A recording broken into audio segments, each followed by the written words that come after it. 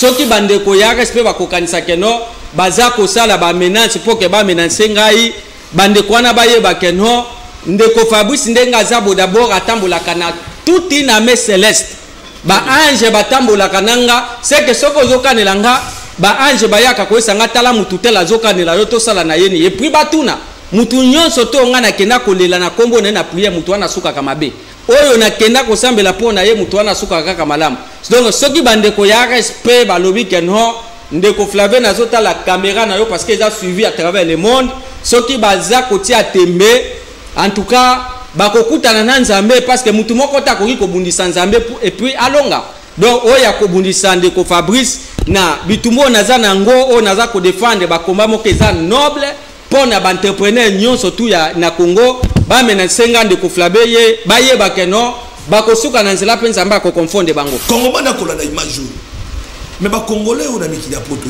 bokomisa biso bokindeki wapi yon to za rumbashi bazo bloquer okuna bolongo kuna ale bokomi na mikila poto bovanda mindele bo solo la nini objectif ya visite wana objectif ya voyage ya bino ya mobembo na bino na mikila poto pena société to bona ba sozo ko tambola ba prometa biso ba pour béton ba demande ngoni ba béton et ba sozo béton to mona na ba Facebook ba la biso ba sozo béton to biti so bidon de boye na marché ba sozo béton to Tshisekedi na kitelo la poto to iba. Aujourd'hui, le chef de l'État s'est inscrit dans une vision de dire pas question de négocier avec les M23, pas question de mixage, brassage par exemple. Mais il y a quelqu'un qui sort et vous dit nous devons aller au dialogue. On apprend il y a une réunion en Afrique du Sud avec les opposants. Par cette coïncidence, la même personne se retrouverait aussi en Afrique du Sud. En définitive, c'est quoi? Il y a les gens qui recourent pour dire non, on est en train de craindre il y a Nairobi. Non. Il faut qu'on ait un contexte. Vous comprenez?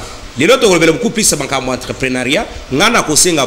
Le nouveau président que nous attendions et la nouvelle configuration, si ça dépendait de moi, Kajingulu, qu'on fasse passer Mbosso comme président de l'Assemblée nationale. Mais bon, je suis conséquent. Mais bureau d'âge déjà, non, mais si, peut-être ils vont vous dire que non, comme il y a le premier vice n'est pas tombé, s'il est tombé, tout ça. Admettons que s'il est là, selon leur règlement intérieur, peut-être c'est lui qui peut piloter le processus pour organiser les nouveaux bureaux. Mais moi, je pense, Mbosso ne mérite pas d'être seulement au bureau d'âge. Mbosso doit être là pour gérer l'Assemblée nationale. Pourquoi? Parce que nous avons besoin de grandes réformes. Il vous souviendra, Moutamba a déposé la réforme sur le parquet financier. Pourquoi ils ont traîné? Or, le parquet financier là plutôt, on lui collerait un caractère pénal. Cela veut dire concussion, détournement, corruption. Directement, vous ne passerez pas aux juridictions des droits communs. Mbalamoko qui est un parquet financier qui a aussi le caractère pénal et les juges près le parquet financier te condamnent au Quai Makala. Alors, kokende ya Vital Kamerhe entrepreneur partout et soulager biso Kamerhe to yebi que non ndenge ndeko Joseph Awuti Koloba parce que soki bati ata Mbosso a géré place wana Mbosso aza parmi ba meilleurs présidents de l'Assemblée au baleka. Ce qui bâtit place wana na banzi que non.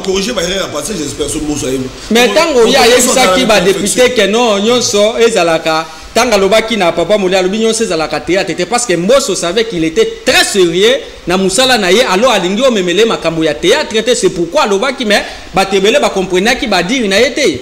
Alors côté entrepreneuriat de ko Flavien Tikana yebiselo komo ke sala kinga mutema pasi ekomela tata mokozamboka place azali aux États-Unis ezandenge na monaki ayambi ndeko ya RSP na DG ya feke loin de nous akoki koyamba ye parce que biso entrepreneur toza pona DG ya feke te mais nde na monaki ayambi ndeko ya RSP DG Miguel na yebiso ke ndeko Flavien place nazalaki na kati ya Barcelone na lalaki te na liaki te na melaki te parce que na moni c'est comme ici que non.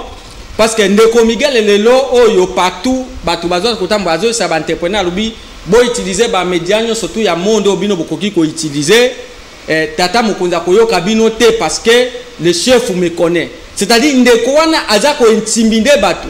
Et le fait que tata mokonza zo yambaye eza lokola tata mokonza aza koya azo tuba biso azo creuser biso azo tuba biso meli parce que wana eza ndeko wana azo lakisa batu que non na yebisa ki bino depuis ba menaki ba démarche. Est-ce que moi bazo yamba bango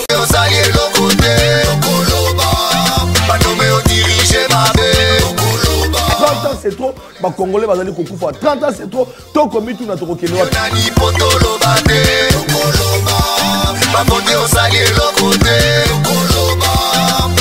Est-ce que la Congo c'est une bande de la sous habituellement dans Congo tu as dit besoin tout bundisa mongunda na biso Rwanda donc il y a une polémique il y a ma nationalité ce n'est pas le moment pour la papa santé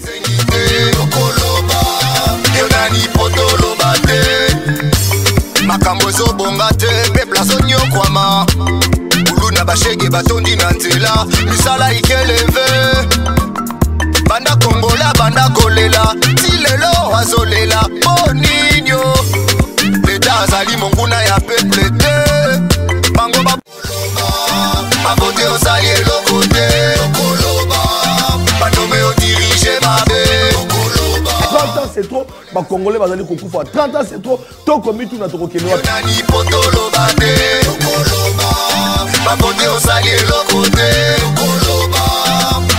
Est-ce que la Congo c'est une bande de la sous habituellement dans Congo tu as dit besoin tout bundisa mongunda na biso Rwanda. Donc il y a une polémique il y a ma nationalité. Ce n'est pas le moment pour la papa santé.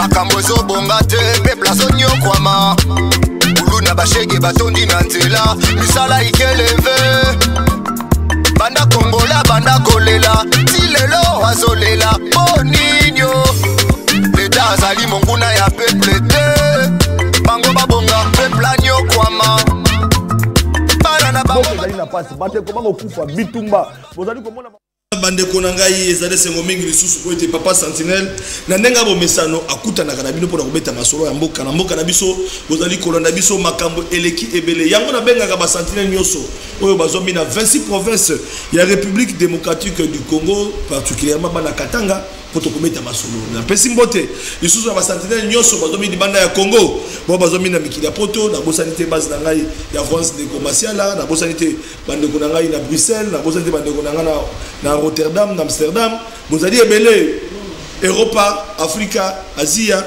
post parce que bon la nabiso bande ko balandi na bokebi. Likambetali entrepreneuriat na mboka nabiso, to nanga mokonza mboka Félix Tshilombo, alobi ete Congo esengeli ebimisa ba millionnaire. Le climat des affaires na mboka nabiso.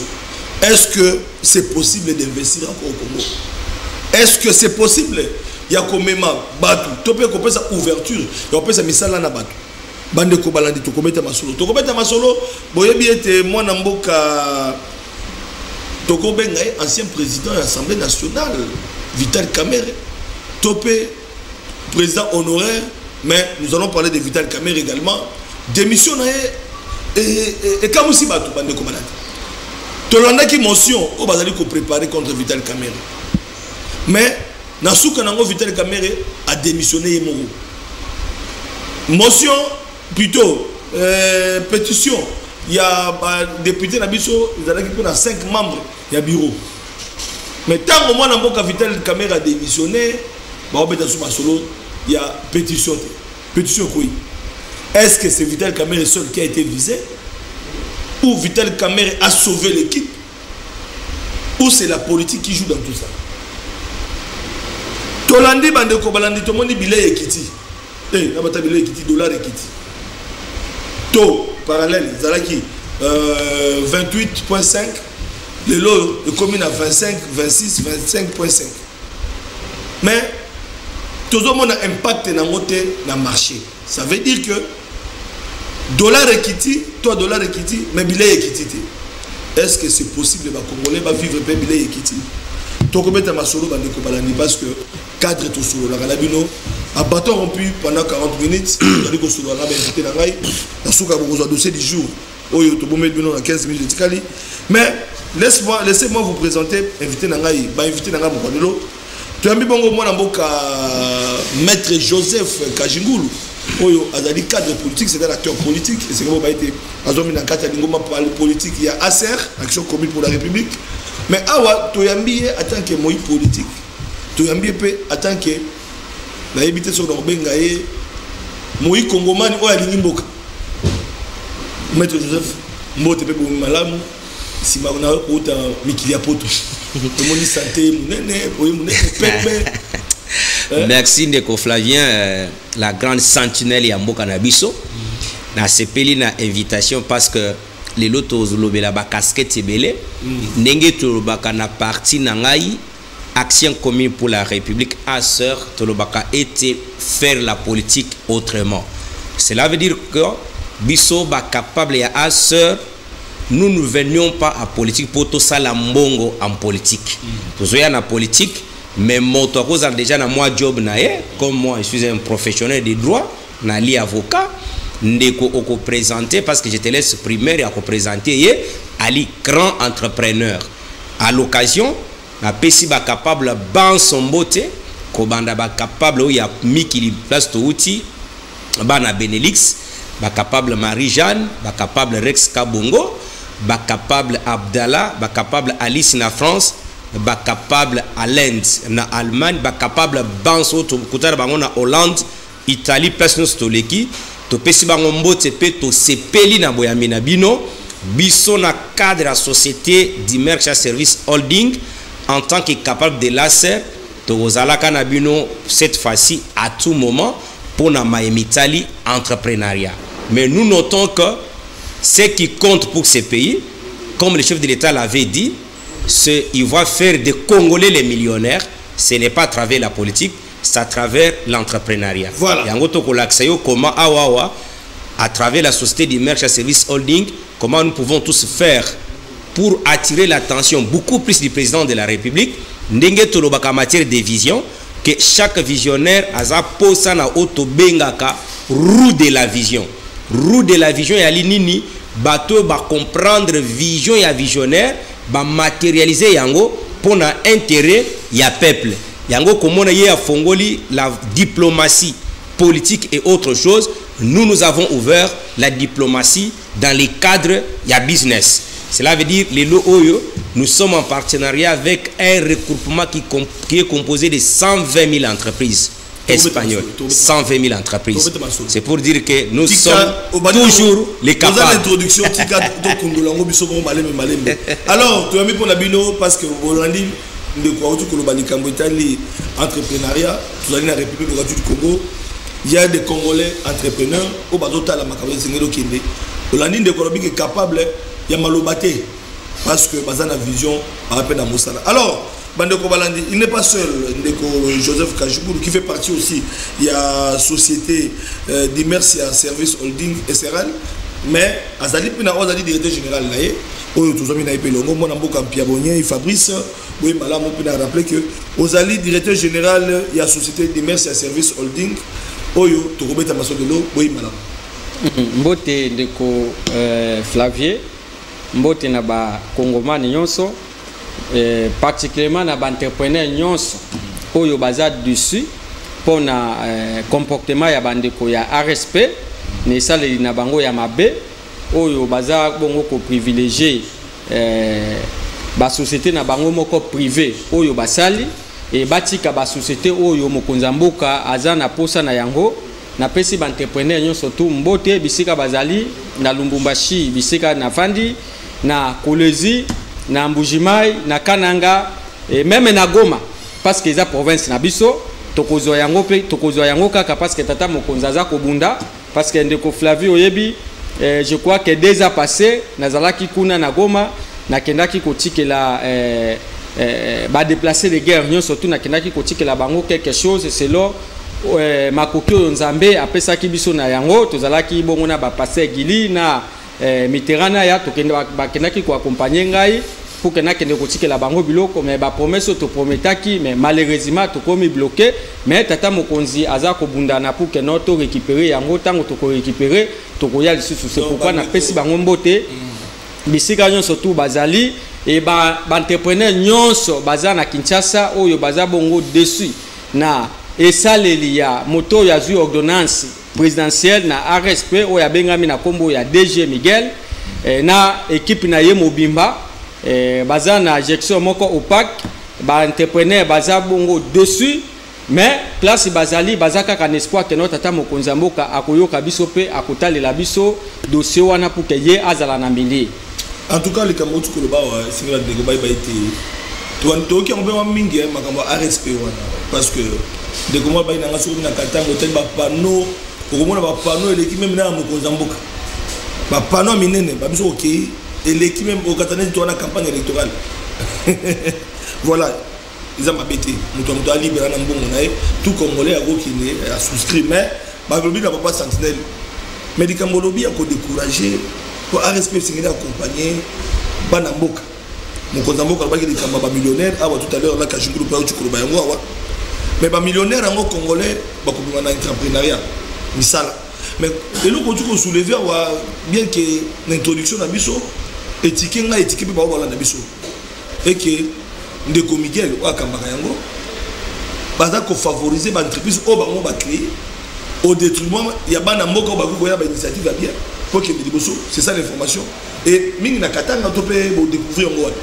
poser alerte mokonza mboka yo ka bato ba yo ka makambo ko de secteur ndeko Flavier oyebi ça fait 3 mois toza na bitumba wana toleka ki presque partout les loyo biso toye na kati ya chaîne na yo et na yebite soki ba service ya l'état ba koluka lisusu nini parce que tolandaki na RTNC tolandi na Télé 50 tolandi na quelques chaînes amoni un groupe ya ba coopérant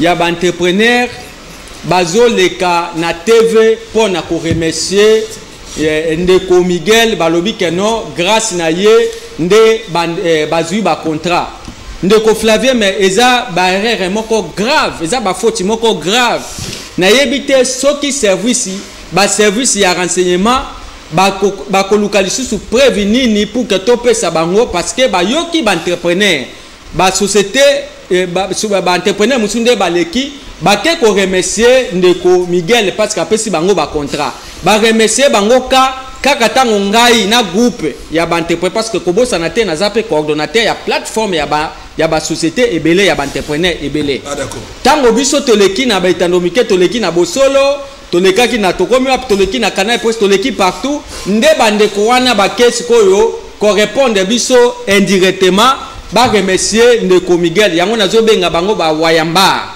ce sont les coopérants na kati entrepreneuriat bato ya motindo oyo ba leka ko remercier ndeko Miguel que grâce à ndeko Miguel est-ce que ndeko Miguel ndenga azaboye à part recommandation akoki ko pesa ska za DG à société kamoa aza DG à Jekamine aza DG ya Kiko est-ce que aza DG ya Wash Mining aza DG ya KCC ya Mutanda est-ce que aza DG à Shema Fupu ke ba remercier apesa bango ba contrat oh bandeko wana bakokaki même kokende ko remercier tata mokonza mboka baloba keno grâce à implication tata mokonza mboka ndenga zo souci na ezali akomisa ba entrepreneur ba jeune congolais ba millionnaire voilà tozui ba marché to signer ba contrat to remercier mais bango batiki nzela ya tata mokonza mboka bake ko remercier ndeko moko bo aza ko gérer a respect ba remercier donc bato bayaki pa procuration baye ko répondre biso na procuration et nde na mona ki batu misusu baza ko benga ba service nanga na kati ya société du Mexa ba bisa bango ke yoka pour comme na keno il y a des recommandations là-bas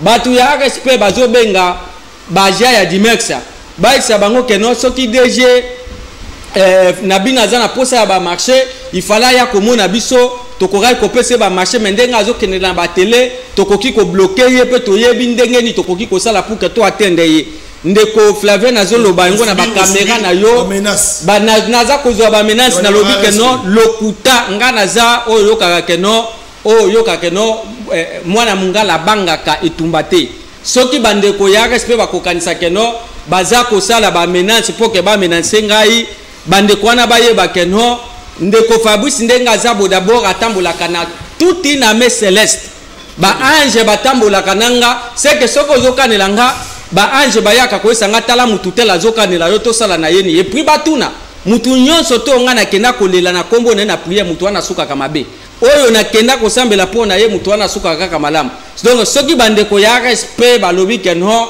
ndeko Flavien azota la caméra na yo parce que ils a suivi à travers le monde soki baza kotia tembe en tout cas bakokutana na nzambe parce que mutu moko ta koki ko bundisa nzambe et puis alonga donc oya ko bundisa ndeko Fabrice na bitumbo naza nango o naza ko défendre ba komba moko eza noble pona ba entrepreneur nyonso tu ya na Congo ba mena senga ndeko Flavien ye ba ye ba keno ba kosuka na nzela penza mba ko confondre bango bandeko wana ya RSP musala na bango tokolobelango awa nayebi ke yo za journaliste munene okosimba déjà ba parti mususu tokomo l'importance na kati. Alors banti valeur en tout cas toza oyo kaka keno poso yakoba ebanga kate mbelie le kalikolo na ye parce que kozokisa yete. Voilà, DG Fabrice, donc vous avez alerte pour la bande de il y a un dossier, c'est sérieux. Là, vous avez parce que de quoi bien des notions dans le plateau belé et là nous signalons, nous sommes en direct parce qu'on a à travers le monde, la diaspora parce qu'on a biso, même bande de biso à pays Afrique, zinga 26 provinces pour l'andabiso, il se passe une chose oyo ndeko basali alerte na o Italie ARSP parce que Balbikuna il y a à boire à manger. Alors parce que nous allons revenir, nous allons parler de l'entrepreneuriat. C'est parmi les difficultés que les entrepreneurs congolais vivent. Et parmi les difficultés, ça, nous allons le dire au cours de cette émission. Alors, mon ami Joseph Kajungulu, Yamoto Kotana dossier Italie entrepreneuriat, il a posé une question d'actualité. Parce que les consommateurs, nous avons pas nayo. Kamere part, motion, et Sengeli Akende. Après, il démissionne, les membres visés, 5 membres, visa qui motion le pays nango. Et c'est l'union sacrée, on a peur des caméras dans CAP 2028 parce que l'union sacrée, vous allez dans dauphin. Oyo, bokoki ko tia pe a telemi caméra za pembeni alonga caméra. Non, ndeko Flavien, merci pour l'actualité wana. Omoni na otikolo makambo ya vision a. Na lobby en matière de vision, tout ça na otobenga ka les roues de la vision. Roue de la vision ali bateau ba comprendre vision à visionnaire pour ba matérialiser raye elongo mayemena akaniko sala pona mboka. Mais si vous allez taleli andeko caméra, vous allez vous rendre compte. Moi d'abord ici les liés, il y a qu'au féliciter, qu'encourager papa Christophe Mboso Kodiapwanga. Pourquoi? Parce que nous sommes parmi bateaux et toi tu te rappelles auto soutenant candidature à Mboso Kodiapwanga parce que nous avions pensé que il a fallu qu'à la tête de l'Assemblée nationale, tous avec un Congolais de souche qui a son cœur et son âme attachés à la République. Et Mbonso aujourd'hui, étant ancien disciple à Tchibango Chichikou, incarne la moralité et l'orientation politique parce qu'il n'en a plus l'ambition de devenir président de la République. Il peut nous aider à légiférer d'une manière rationnelle. Aujourd'hui, le chef de l'État s'est inscrit dans une vision de dire pas question de négocier avec les M23, pas question de mixage, brassage, par exemple. Mais il y a quelqu'un qui sort et vous dit, nous devons aller au dialogue. On apprend qu'il y a une réunion en Afrique du Sud avec les opposants. Par cette coïncidence, la même personne se retrouverait aussi en Afrique du Sud. En définitive, c'est quoi? Il y a les gens qui recourent pour dire non, on est en train de craindre Bako et à Nairobi. Non. Il faut qu'on ait un contexte. Vous comprenez? Le nouveau président que nous attendions et la nouvelle configuration, si ça dépendait de moi, Kajungulu, qu'on fasse passer Mbonso comme président de l'Assemblée nationale. Mais bon, je suis conséquent. Mais non, mais si, peut-être ils vont vous dire que non, comme il y a le premier vice n'est pas tombé, s'il est tombé, tout ça. Admettons que s'il est là, selon leur règlement intérieur, peut-être c'est lui qui peut piloter le processus pour organiser les nouveaux bureaux. Mais moi, je pense, Mbonso ne mérite pas d'être seulement au bureau d'âge. Mbonso doit être là pour gérer l'Assemblée nationale. Pourquoi? Parce que nous avons besoin de grandes réformes. Il vous souviendra, Moutamba a déposé la réforme sur le parquet financier. Pourquoi ils ont traîné? Or, le parquet financier là plutôt, on lui collerait un caractère pénal. Cela veut dire concussion, détournement, corruption. Directement, vous ne passerez pas aux juridictions des droits communs. Mbalamoko qui est un parquet financier qui a aussi le caractère pénal et les juges près le parquet financier te condamnent au Quai Makala. Vous pouvez comprendre? Alors nous voulons aussi un bureau qui est rationnel. Où contrôle. Les lois comme on a que IGF a yébani collé l'Assemblée nationale. Or, na organisme yaba organe et à contrôle, c'est l'Assemblée nationale qui est le premier organe. Nous attendions des grandes réformes. Pourquoi pas nous amener à supprimer les assemblées nationales, provinciales, les gouvernements provinciaux, les sénats, les conseils économiques, les trucs de Olengankoi, des trucs qui ne produisent absolument rien, des trucs de très très mauvaise qualité, comme les Konanga Kalo Joamoulou Malobakan aux États-Unis, dirigés par les Congolais de très mauvaise qualité. Cela veut dire que il faut bureau Ozoya, ils sont piloté par Papa Mbonso, secondé par les jeunes qui comprennent l'avenir, qui travaillent dans la vision du chef de l'État. Les lots Oyo, vous sommes parvenus à cause d'un américain derrière nous. C'est la diplomatie du chef de l'État. Le chef de l'État doit avoir un président du Sénat et de l'Assemblée nationale qui comprennent la vision. Et surtout pas les gens qui se comportent comme les concurrents politiques. Tu sais que si les plans politiques, si on doit être conséquemment dans notre communication, les gens même comme les Samba Lokonde ne méritent pas d'être là où ils sont. Il y a aussi les vrais Katangais qui sont populaires que les Samba Lokonde. Je te dis, tu n'as qu'à aller, tu es sentinelle. Voir regarder les résultats de Kasenga, soit du Haut-Katanga, dans la campagne du chef de l'État. Donc, il y a les Katangais valeureux qui ont une assise. Pour ne pas les citer, mais les autres parce qu'ils sont aussi derrière les soi-disant Congolais qui trahissent. Les gens comme le Christian Mondola. Ce sont des Katangais valeureux, mais qui ne parviennent pas à comprendre que le pays a besoin d'eux. Ils sont derrière un monsieur qui n'a pas son âme attachée à la République. Bisoto Timi Kiliapoto. Vous allez vous rendre compte que les gens développent leur pays par conscience. Ou kokuta ke bafandi boye, ceux qui attendent yon kopé cette entreprise, ba ko privilégier kaka les patriotes, les autochtones. Donc chez nous il y a un problème, on doit aider les chefs de l'État. Voilà. Donc ndenge boye ponanga kokoye à caméra et puis moi je suis conséquent que les chefs de l'État ainsi que tous les ténors de l'Union sacrée postulent à la présidence. Nous peuple, nous allons élire notre président et que tous sachent mon toi qu'on est président en 2028. Kaka o akozala na accompagnement ya Félix Antoine Tshisekedi Tshilombo, président de la République, Kampangazev. Point barre. Mais je te dis que parce que Tshisekedi a commis tout ce moutou pamba. Ce qui, monsieur le président de la République, avec tout respect, Kampangazev, ngana kosenga bino boy. Ba o nyonso na kotana nga Kongo abatute. Bazana kacha union sacrée. Ayebake, la plupart ne sont pas venus par conviction. Ah oui. 80% sont des opportunistes. 20%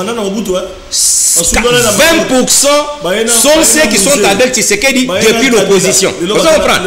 Alors, biso peuple congolais, nous sommes déjà éveillés. Komitungisana yote, yo salaka kashwa na ozape congolais. Onyo Solinga postulé comme candidat président de la République, tikaye parce que c'est nous qui élissons, ce n'est pas vous. Ozape na voix na yo en tant que congolais. Mais atika komitungisa parce que moto ya ko présenter biso ba congolais nous biso to kopona voilà ce cas lobi boponelanga Fabrice Mpia président de la République to ko voter so boponelanga Kajimou oh Eliezer Ntambwe. Voilà pourquoi nous nous disons aujourd'hui les chefs d'État doivent comprendre que dans l'union sacrée ils ont créé pour que à maintenir le pouvoir dans le sens vision zakinango mais ndenge mutunyo sazana makanise nae les chefs d'État doivent nous aider en 2028 qui nous laisse nous-mêmes les choix de voir qui va lui succéder. Les chefs de l'État vont avoir des choix, mais aujourd'hui oui. Aussi, les chefs de l'État a porté son choix sur les capables de les Tambo et au moins du secteur. Voilà. Bon, dans le secteur, il y a ministre délégué à la Défense en charge des anciens combattants. D'abord, j'ai salué d'abord cette nomination, comme nous l'avons déjà fait ailleurs. Nous remercions le président de la République, je renouvelle ses remerciements, parce que c'est un choix mérité. Un choix mérité, pourquoi? Parce qu'Eliezer s'est bâti dans ces pays. Quiconque, même dans l'avion, les gens sont en train de me reconnaître. Talaba, tu as Eliezer. Cela veut dire c'est quelqu'un qui a fait un travail de titan. Mais nous demandons aux gens, parce qu'il y a eu des critiques qui sont venus de part et d'autre. Non, on a pris un infirmier et un chroniqueur nommé Bango la Défense. Oui, vous pouvez le dire. Même Christ l'a dit. Ne jugez pas dans mes paroles, mais croyez même à mes actes. Voyons. Parce que par exemple, tout ce que tu fais ici, c'est un sacrifice énorme. Tu sais, journaliste a un droit de nommer. Donc Eliezer Nengazawana, Azakoba Nabango, il a fallu être à l'Assemblée nationale. Mobutu était qui? Alors, ce que nous nous demandons, il y a eu des réalités, il y a des réalités dans ce secteur, mais nous y allons méthodiquement, avec le rationalisme et surtout en privilégiant l'intérêt général. Ndeko Flavien, motoyo na ki jeunesse na ye, alati Sokoto, abonde limboka. Ce que les lois kotikela, atikali plutôt a commis et bosono. So boboa kisiye, même Dieu du ciel ne sera pas content avec vous. Motoa di fois monake a sacrifié ki jeunesse na ye, mais na komuna na ye jeunesse wana ba honorer yango. Cela veut dire il y a les actes par rapport ndenge toko sukisa na secteur wana. société d'Imerx et la société Malaika sont en train de s'organiser pour accompagner l'excellence dans beaucoup de choses. Vous serez surpris, je ne peux pas annoncer les choses ici, que Batoba Fandantama et les va faire le travail. Il va surprendre les gens. Très bien, félicitations à Eliezer Tamboué. Toujours continuer Bandeko Balande pendant l'Obaïté, tout le capital entrepreneuriat. On a 40 minutes, on a déjà plus de 20 minutes autour de cette question.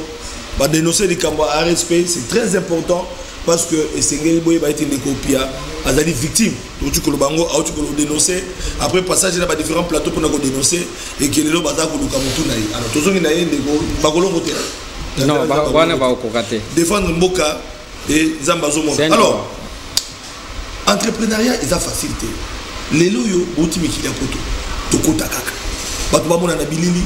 Bovon na mindele, bozo solo na au cours d'une réunion, na mon yon ndeko. Na yo Joseph Kajimboulou. Bakomona bino bolati be bateni loka ba sous-marin, loka ba minganga. Batu bozo baté. Pe na suka ba moni machine ba soso ba otambola. Wa, soso. Ba soso. Basoso bakotambola basoso bakotambola Congo bana kolanda image mais ba congolais on a mikili ya poto bokomisa biso bokindeki wapi yo to za lumbashi bazo bloquer okuna bolongo kuna ale bokomi na mikili ya poto bovanda mindele bo solo la nini objectif ya visite wana objectif ya voyage ya bino ya mobembo na bino na mikili ya poto pena société tout le monde va soso kotambola ba promettre biso ba pour les béton ba ndoma ngoni ba béton et qui va soso béton ba béton tout le monde na Facebook ba l'activité biso ba soso béton to biti so bidon de boyer na marché ba soso béton to Tshisekedi na kitelo na poto to iba ba image va de ko ba moni pe ba ko mona au fur et à mesure au outil poto ko. Merci Ndeko Flavien. Ndeko Flavien tika pesanga quelques secondes na placer mo na démission ya Ndeko Vital Kamerhe o ya zabongo président ya INC to yoka kiango na poto ngai personnellement na solo ki na honorable moko na tunakie ayebisi ngai bon côté entrepreneur parce que yebi ke biso entrepreneur nous sommes apolitiques. Oui. Alors, mais quand même, ce qui te montre quelque chose, na makambo ya mboka, il faut tout le bela yango. Kokende ya Ndeko Vital Kamerhe, tikana biso ke biso entrepreneur peut tout sepeli makasi. Oh. Oui, pourquoi tout sepeli? Parce que bureau ya Ndeko Vital Kamerhe, ce qu'on déposer demande d'audience en tant que président de l'Assemblée nationale, ayamba bino entrepreneur, c'est comme si on déposer demande d'audience na poubelle. Ayamba donc ce qui vous commet lié kaka bakize ka réception à correspondre té alors kokende ya Vital Kamerhe entrepreneur partout et soulager biso Kamerhe to yebi que non ndenge ndeko Joseph Awuti Koloba parce que ce qui va ti ata président Mbosso a géré place wana Mbosso aza parmi ba meilleur président de l'Assemblée au baleka ce qui bâtit place wana na banzi que non corriger ba erreur passé j'espère ce Mbosso ayebi mais tango ya yebisa ki ba député que non nyonso ezalaka tanga lobaki na papa molia lobi nyonso ezalaka théâtre parce que Mbosso savait qu'il était très sérieux na musala na ye alors alingi o memele makambo ya théâtre c'est pourquoi lobaki mais ba tebele ba comprendre ki ba dire na yete alors côté entrepreneuriat de ko Flavien tikana yebiselo komo ke sala kinga mutema pasi ekomela tata mokozamboka place azali na États-Unis ezandenge na monaki ayambi ndeko ya RSP na DG ya feke DG ya feke loin de nous akoki koyamba ye parce que biso entrepreneur toza pona DG ya feke te mais nde na monaki ayambi ndeko ya RSP DG Miguel na yebiso ke ndeko Flavien place nazalaki na kati ya Barcelone na lalaki te na liaki te na melaki te parce que na moni c'est comme ici que non parce que ndeko Miguel lelo oyo partout batu bazo kotamba bazo sa entrepreneur lubi bo utiliser ba médias surtout ya monde obino bokoki ko utiliser tata mokonza koyoka bino te parce que le chef me connaît c'est-à-dire ndeko wana aza ko intimider batu et le fait que tata mokonza azo yambaye eza lokola tata mokonza aza koya azo tuba biso azo creuser biso azo tuba biso meli parce que wana eza ndeko wana azo lakisa batu que non na yebisa ki bino depuis ba menaki ba démarche est-ce que moi bazo yamba bango tika na pesa pe conseiller ya parmi ba conseiller ya solo ya tata mokonza mboka ndeko François Mwamba conseiller wana yamba ki biso mais to exposa ki nyonso tout to solo ki naye ya landa ki kaka na bilili abengi alobi comme officiellement to komeli ayambi biso c'est parmi les bons conseillers ya chef de l'état aliyebisaki biso que non comme c'est dit déjà tata mokonzi mboka souci na biso azota tata mokonzi répondre ye pour que non ayamba biso to fanda to solola ndeko Flavie po yebelo ko mususu que non ndenge nga naza boye ndeko dani azana nga na uti kotambwa na espace Schengen ndeko dani ndenge tozolo babu azana Maroc soka uti Maroc akokende na Sénégal azotambwa na Malawi na ba pays Afrique pour que non akutana na Australie akutana ba partenaire musu parce que nga naza coordonnateur yaza coordonnateur parce que nous sommes une plateforme ya ba entrepreneur au bazar dessus na comportement gestion au pack ya bandeko ya RSP nde toza ko esa tata mokonzi mboka que non to sepela kite komona lisusu biso ba vrais entrepreneurs toza ko futa ndeko Flavie ko koya na dumwashi kene même na ba banque o vérifier nga na futa ka ba congolais surtout na banque j'ai à peu près 70 de congolais on a pesa musala et awa pena za na projet sous ya makasi awa na Kinshasa oyo ba kinwana ba kinoise faut ba zo misala encore une affaire à 80 personnes il faut na engager kuna parce que naza na projet ya kotonga chambre pas même je suis en exécution en cours d'exécution d'un projet ya chambre froide à caractère industriel oh peut-être que non na mboka Congo awa na Kinshasa peut-être na koki kozala jeune congolais yemoko azotonga parce qu'il y a des petites chambres froides déjà mais à caractère industriel na degré chambre wana bokoya na kati ya inauguration pe na kotinda même tata mokonzi mboka aya ko inaugurer et chambre froide wana elongo na ba ministre pour na kolakise que non eza na congolais moko boy aza ko réfléchir mais aza na ba appui politique té ndeko Flavie kotambola na biso to uti na poto tozalaki na Barcelone ezalaki bongo central na biso pour foka na biso tozalaki na Italie tozalaki na France tozalaki na Belgique yango na pesi ba na Benelux union surtout ba na ya Anvers Bruxelles mbote bisika nyo surtout tozalaki ba yambaki biso tozalaki na Allemagne tokendaki na Allemagne donc totamboli presque na tozalaki pe na Hollande totamboli na 7 pays na espace Schengen.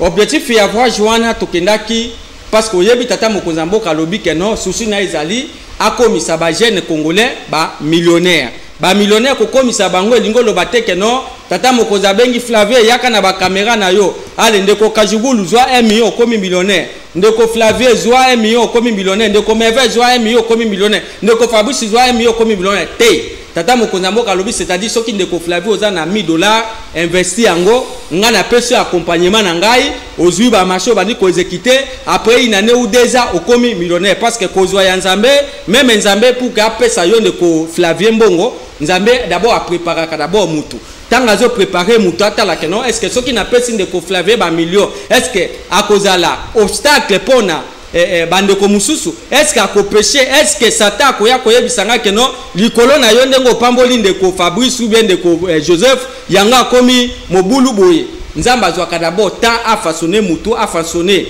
partenaire na ye et puis nde a commission mutu munene ndenge moko na tata mokonzi mboka akopesa mbongo bote non yo zala na mko yo za nango sala et puis apesa ba puis ndo mona ki tokendaki parce que toyebi ke tsoko zui marché mboka na biso bambonge zana nte pona ko préfinancer et puis ba congolais belé pe ba bebisa ba préfinancer bango ba kimi na mbongo nde na utaki na to utaki na ndeko Kajugul tozalaki na faire tozalaki belé na memaki batu na compte ya société Dimexa tokendaki pour que na yebisa mindele que non moi je suis une société sérieuse na kati ya mboka Congo tata mokonzi mboka azape na posa ya kuapuye biso ba jeune azosala pe mais toza kozanga ba financement bota la ba américain ndenge baza koya kalate bino ba européen botika la simate boya ko investir na kati ya mboka Congo précisément na ba société Dimex na tangaki ba société Kinwa na tangaki ba Aurore na tangaki ba société video ya ndeko Sadoka na bengisi ba na kinaki ko bengisa ba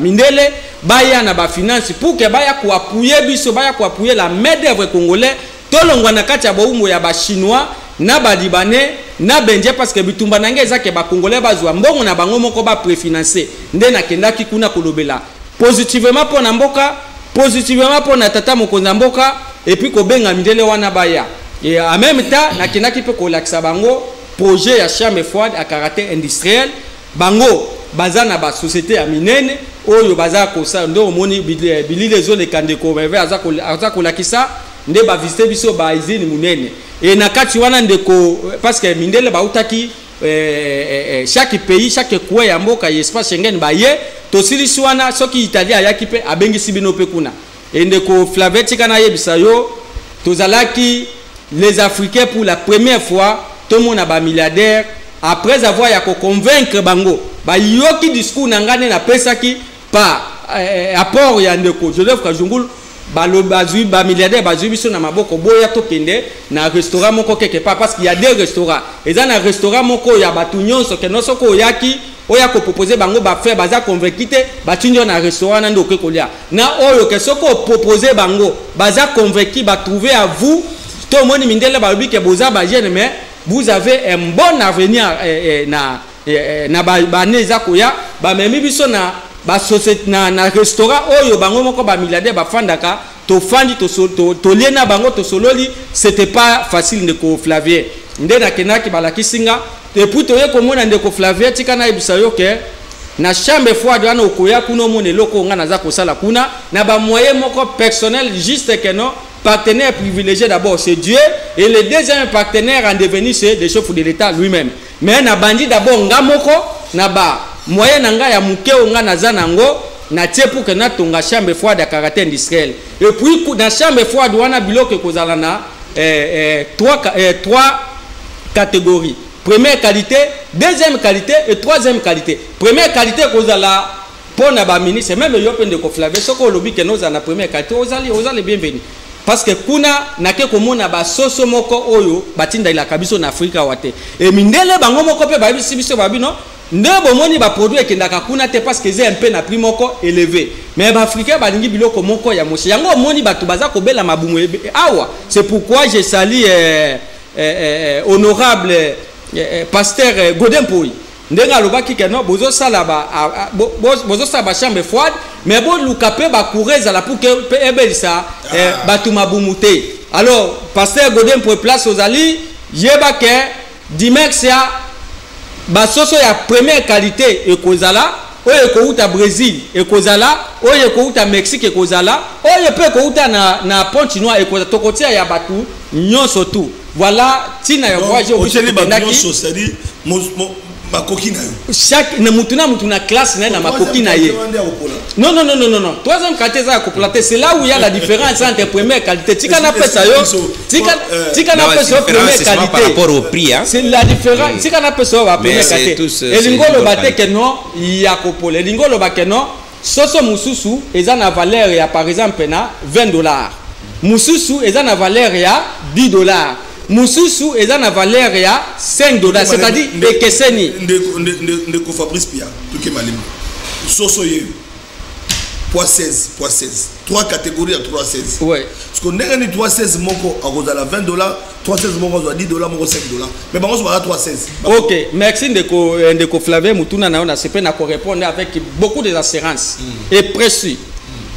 na tuna ki peut européen question wana na lobby boni na ba partenaire na biso place nyonso tout to leka to boni biloko yo eza cher bo o eza prix bo parce que bango kuna eza kaka première qualité ba lobby biloko ya deuxième qualité boko keno zango na Mexique troisième qualité bokene na Brésil pas na deuxième qualité mais kunande ba lobby soso kokolisa bango bazokolisa soso peut-être bakoyako côté na frigo soka kokisi 6 mois par exemple c'est-à-dire soso ekembi misuni nango ekembi nde à partir de 6 mois nde babandi kobimisa bango sikoyo tandis que ya peut-être ya pays mususu bango bazozo bango peut-être ya 3 mois ba kolisi pendant 3 mois babimisi mususu pays mususu bazokolisa ngo na ba produit moko chimique et ça dit kaka 1 mois babimisi mais pour na bango ba européen pour que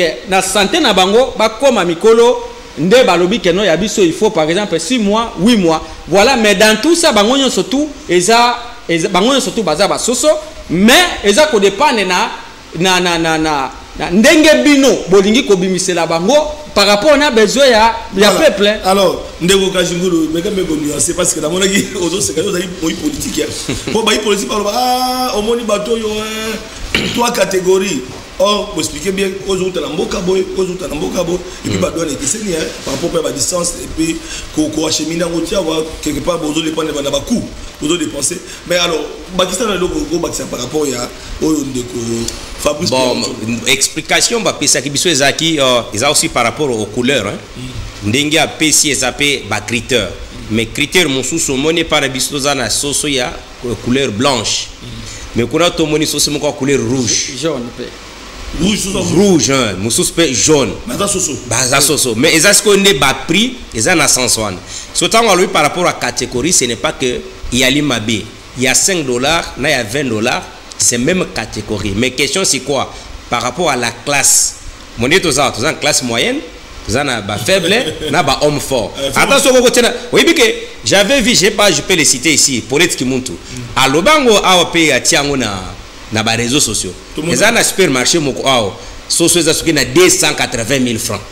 Au moni catégorie ba soso wana ndi wazo ba 20 euros wana. C'est que ils ont espèce moko comme au tikolo banayo to koti na restaurant moko, c'est un restaurant dédié seulement aux millionnaires. Si vous n'êtes pas, je ne dis pas que Kajingou est millionnaire, soit c'est millionnaire. C'est parce que nos partenaires sont millionnaires. Et puis ils ont vu les discours. Bah même bisokuna bon bah image wana eko le ka otezao ya danger on a mangé les fruits de la mer bah biloko belé so va pêcher au kokim mais bisotoli ango pour on était avec les partenaires. Je voulais nuancer une chose par rapport à partenariat. Le constat amer c'est quoi? Au moins tous les Libanais les Indiens qui sont ici bazana ba mbongo eko uta na ba banki na bango. Maintenant la souffrance soit pas si y a un entrepreneur congolais, nous n'avons aucune banque commerciale. Il y a un moni bisoto kosenga, ce qui président de la République, na madame la première ministre, bako la démission oyo. Il n'y a pas moyen à kosunga biso, kosunga ba parte, disons les entrepreneurs congolais. Il y a kozwa FPI, koko misango banque commerciale dédiée seulement aux opérateurs économiques congolais. La différence c'est quoi? Non, écoutez, au Moni, non mais c'est ça, tu n'as pas tort. Écoutez, tu vas comprendre. Et le Namoko Nalobakango. Au Moni, Société d'Immersia a créé chambre froide à caractère industriel. Des droits FPI à soutenir. Pourquoi? Parce que l'FPI finance que les activités à caractère industriel. Mais la plupart des entrepreneurs congolais préfèrent à Dubaï, Chine, il y a Aya 0.5, $1 ici. Or, l'FPI ne finance pas ce genre d'activité. Ce qui est aussi condamnable. Pourquoi? Parce que nous n'avons pas une banque commerciale de droit congolais. Que faire? L'FPI peut seconder. On peut réformer l'FPI. Ici, je m'adresse au ministre de l'Industrie, Julien Paluku. Tu vois qu'il s'est battu. Il y a même la production des carreaux ici à Maluku. Cela veut dire qu'il est en train de fournir des efforts. Et aussi, il y a un autre aspect, ministre de l'Agriculture. Parce que au Moni, c'est à 300 km de Barcelone. Bozumutouka, comme chez eux, tu sais, il y a des autoroutes. Bozumutouka, dans 1h30, vous êtes à 300 km. 1h30, Botambo 300 km. Parce que l'autoroute, c'est 6 ou 4 bandes aller, non retour. Donc, comme place on a beau visiter. Cela veut dire quoi? Que PSP ba fermier congolais, ba espace, au bako exploité, vous pouvez bango ba terrain gratuitement. Pour accompagner bango. J'avais suivi Moïndo Zange Kolobake, ministère ya banda ko kana na vie naye, c'est l'agriculture. Webi ndeko Flavien, tomoni société, ezo banda de la ferme au supermarché. Société. À produire la ferme. Secteur primaire. Aye na usine. Secteur secondaire, ba transformer. Secteur tertiaire, service bateki. Biso to bandi tomoni na ferme, toke usine, toke uska supermarché, suka na restaurant. Et loko moni na bilanga. Oyo komo na ngona zungu na mesa na restaurant. C'est possible de le faire na Bamaluku Awa. Nous avons 80 millions de terres arabes. C'est question seulement il y a que Batouba comprendre. N'engue chef de l'État l'Obaki que il est temps que les sols prennent la revanche sur les sous-sols. Parce que ce qui fait l'homme, c'est les sols. Il n'a pas été compris. Il n'a pas été compris. La bambon a bino. Oui. Ok, que partenaire. Mais tout le monde a ce que les Congolais belé le quoi bino. Et belé va coller là. On appelle ça combo de la autant comme on est dit à Triomphe. Oui, à maïs. Nous avons appelé plus de 49 000 tonnes Il y a maïs, ça fait 2 ans où le gouvernement avait entamé les procédures. Il y a aucun de cause. Et puis, la série ministre de l'économie est à Molaga. Il y a besoin de Kalawana. Pour nous, il y a maïs. Ils ont la place pour côté maïs. Et puis, le maïs, il coûte $9 pendant que monsieur était $24. Mais $9. Parce que nourrir le Congo, nourrir mais ils sont bloqués. Pourquoi les entourages? Ils ont été reçus par les chefs de l'État. Non, mais écoutez, il y a un problème. La partenariat non, c'est comme ça. La va continuer. Non, il y a un lancé un appel vibrant au président de la République, Félix Antoine Tshilombo, vous de recevoir les DG du Mercia Service Holding et nous. Voilà l'avantage. L'avantage que nous avions ici. Nous sommes arrivés dans la société Ferreira, Tosolole Nabango, Tolaxi Bango, potentialité poissonneuse, il y a lac Tanganyika. Ils sont prêts de venir exploiter une pêche industrielle sur la lac Tanganyika à travers la société du Mercia. Ils disent, nous avons lu les sérieux en vous. Parce que ce n'est pas pour la première fois, tu te rappelleras que na même ministre de l'économie, et le roi de l'Inga qui même ses relations diplomatiques. Mais tant que est-ce que et puis ce qui est grave, c'est quoi? Il y a une différence ici, nette différence, parce que c'est de la politique, on doit le dire. Va jouer la même ministre de l'économie, avec plus de 7 conseillers, pas de délégation, il y a 12 personnes. Ils allaient qui supportés totalement par mes partenaires. Les logements, mais il y a tout ce qu'on a déjà. Tout n'est combien il a dépensé. Parce que mes partenaires, cette fois-ci, nous n'allons plus supporter. Parce que ce n'est pas seulement ministre. Après ministre, il y a maman ya Gambela. Na recruta maman disons il y a chambre froide, il y a Gambela, il y a liberté tokena na bango. Donc maintenant cette fois-ci, l'État doit faciliter. Mercia a supporté la charge à 100%. Ba partenaire ba yeko comprendre que maintenant là c'est une société sérieuse ne ba fongolé biso masolo mais maintenant même Brésil ce sont eux qui nous ont ouvert la voie au Brésil. Mais justement le problème bloque ici. Il y a des partenaires congolais qui disent que non, Togoya Bisso, c'est le côté l'État pour accompagner Bisso Kaka. Non, Bisso, c'est quoi les chefs de l'État à cette bonne foi. Je vous donne une information peut-être que vous n'en avez pas. Au moins, il y a Tokenaka en Espagne. Les chefs de l'État avaient disponibilisé $50 millions. Imaginez-vous. Parce que c'était pour inonder Kisasa, na au Katanga, en surgelé. Ce que tant que Zongi, dossier à Namibie à 6 millions et Bimi, n'est découragé le président de la République. 50 millions de dollars étaient disposés pour que tant que qui va jouer à Barcelone, pour que l'État congolais puisse placer la commande. Ma demande c'est quoi? Écoute, ma demande c'est quoi? Ma demande c'est quoi? Non, écoutez, ma demande c'est quoi? Les chefs de l'État n'est lobby out. Congolais millionnaire. Cela veut dire quoi? Tu vois quelqu'un qui s'est déjà bâti avec ses propres moyens et que tu coûtes déjà ma relation à niveau haut. Tu as que lokomoko accompagnement ya chef de l'État na ya gouvernement. Net na minute pour la société de Mercia c'est quoi? Nous appeler seulement. Vous avez quelle opportunité? Parce que tu vois même le ministère il y a Excellence Eliezer. Société de Mercia na société malaïque bazana capacité ya ko banda ko PC biloko a pesa ka ancien combattant chaque mois ou soit chaque 3 mois ba PC un ancien combattant saka loso ya foufou. C'est possible. On a négocié tout ça avec les partenaires. Nous demandons, je lance un appel vibrant à l'endroit de son excellence, Monsieur le Président de la République, Félix Antoine Tshilombo, vous de nous recevoir. Nous sommes les jeunes. Il y a les gens qui pour bakende poto. Il y a les gens qui détournent Kambongo à l'État pour bakende poto. Mais nous, Tokei, na moi makoki na biso ya mike. Nous avons vu, ce n'est pas pour la première fois. Cette fois-ci, nous intensifions. C'est pour l'intérêt associé du Mercia. Oya Fongoli, Bikouke Naye, et puis Makambo Balobi à 15e rille métier. Sentinelle Yokana Soukissa.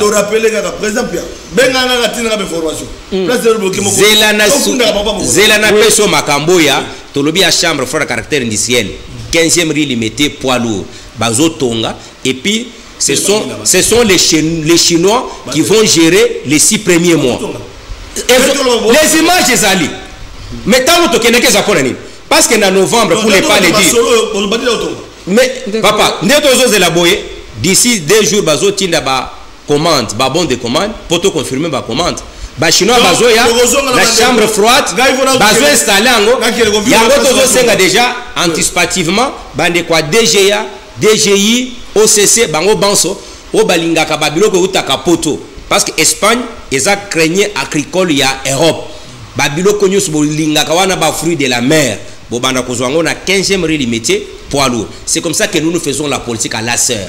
Politique à la sœur ezaki na yeboye bonomenga président Assemblée nationale na détourné c'est quoi na côté le maquet na lingi peuple. Non non, j'ai mes petits moyens en tant qu'avocat conseil et je suis en politique l'apostolat. Très bien. Je ne viens pas en politique pour voler. Très bien. Voilà. Et la dossier parce que la société triomphe. Accompagnement de sentinelles, l'accompagnement à l'État. Les chefs de l'État accompagnent. 2 ans, on a mis au pôle. Oh, l'État congolais dit Maï. Problème est que mon konzako yamba. Bato ba pembe na ye baza ko exécuter. Et ça la bande ko belé ba ya na ba comment na ba projet. Ba projet aboye. Bon moi c'est bango commission. Et monde là comprendre était. Oui oui. Les Congolais, l'État congolais ne donne rien. Bango bazoya na mbongo, na nyonso. Et puis au sengi bango commission. On est où là? On est où? Monde là ko serene. Il vient avec l'investissement awa. Yo ministre sectoriel pour coûter dans la commission. Et puis nous avons 20%. Et puis secret Moussous tant aux autres traités dans Mundele. Même s'il est millionnaire, au Senga Kaye Mbongote. Tikaye Mokwa Pécho Bafavert. Mais au comment on a ministre, voilà, les millionnaires, c'est à travers l'entrepreneuriat au Loba Kayangope, mais Yoka. Ministre de la Jeunesse. Tu vois, dans ma carrière, ça va. Il y a un mois à fond, pour l'entrepreneuriat jeune. Mais tu as ça c'était avec l'ancien ministre de la Jeunesse. Oh, les gars. Na mon appel, je ne peux pas alors, tous ceux qui sont parce que nous sommes arrivés à la fin. Vous allez investisseurs, vous allez entrepreneurs, au Koutanina, aux contacts, Bozoya, ne comme Bozotonga, mais il y a un souci, aux autres, la route RSP va menacer, mais ce qu'on a beaucoup de risques, n'a pas miné. Mais ma modèle à RSP n'est pas au dénoncer, mais ça peut être. De comment bien M23 dans le gouvernement. C'est-à-dire que tu vas aider mon consambo, tu vas aider l'intérêt à blocage. Ce que je vais ce que je vais informer pour pas sentinelle. Quand le plateau va dire micro, Félix écrit dans le micro. Donc c'est pour dire que il va réalité à ma cam. Dénoncer à Ekokomela à Koyoka. Tu es bagasko banali bazako bloquer ce que le basu fana. Merci ndeko Flavien lilobananga nga na koyebisa tata mokonza mboka oyo ndeko Joseph abengaka kampanga nzevu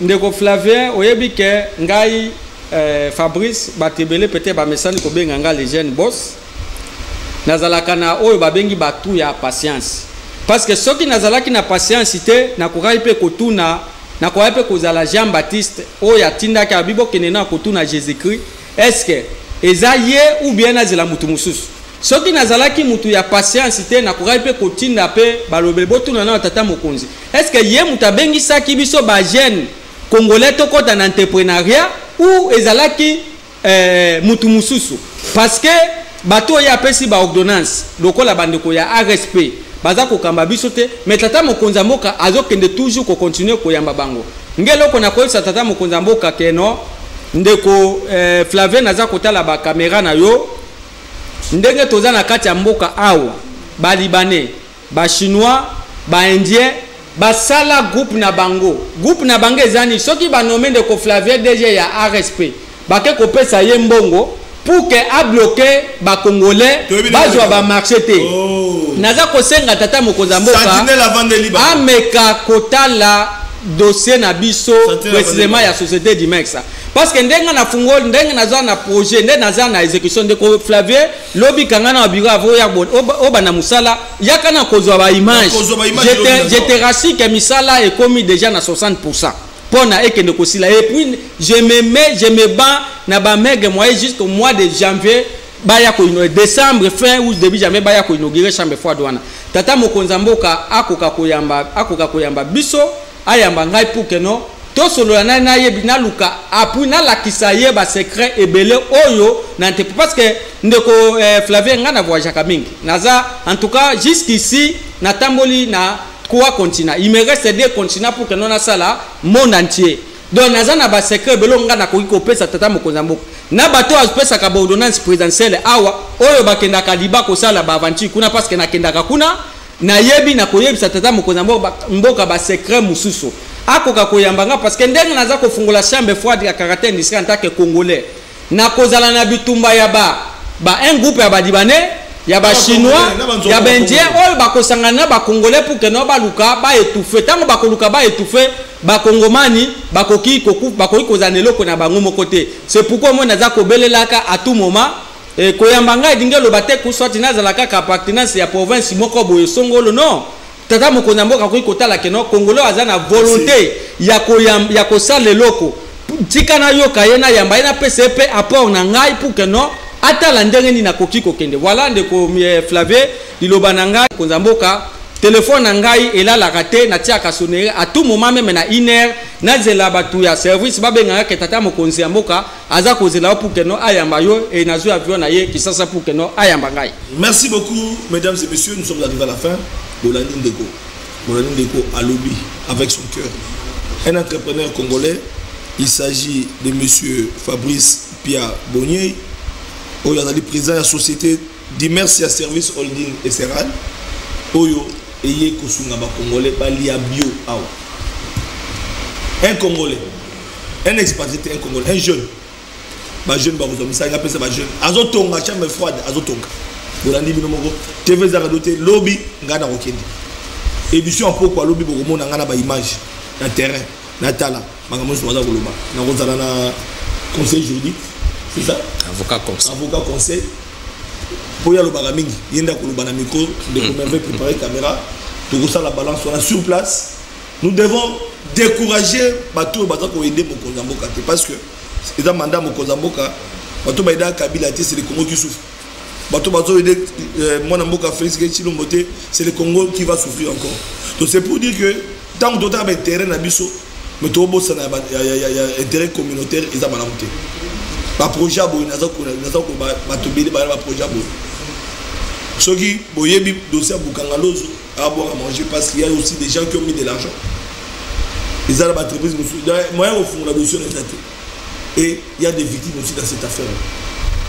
Merci beaucoup na bande ko batu ko na biso to kabwani na de ko kajungulu to kabona de kumpia to ça la émission na terrain place baza kotonga ils ont dossier du jour à 20 minutes la base à bâton sur le terrain, tout découvrir ce qui se passe dans le Balandi. Tout le dossier du jour. Merci.